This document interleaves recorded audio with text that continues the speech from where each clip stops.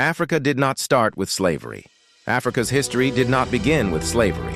But for many people, that's where the story starts. Follow for African history told clearly. When African history is taught, it often begins with the transatlantic slave trade. But by the time that trade began in the 1400s, African civilizations had already existed for thousands of years. Kingdoms had risen, empires had expanded, cities had flourished. Slavery was a chapter, not the beginning.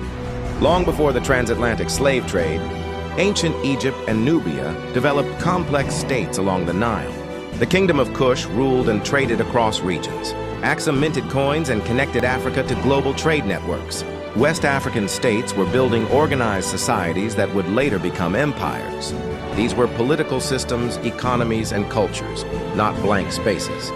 Before European ships reached West Africa, empires like Ghana, Mali, and Songhai controlled trade routes across the Sahara. Cities like Timbuktu were centers of scholarship and commerce. African history was already layered and dynamic. The transatlantic slave trade was devastating and transformative. It reshaped societies and economies, but it did not create African civilization. It interrupted and altered civilizations that already existed. When history starts with slavery, it reduces Africa to suffering alone.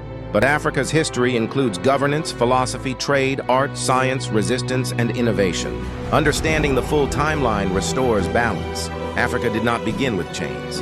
Its story is older, deeper, and far more complex. If you want African history told clearly, beyond a single chapter, follow for more. The beginning is much earlier than you were told.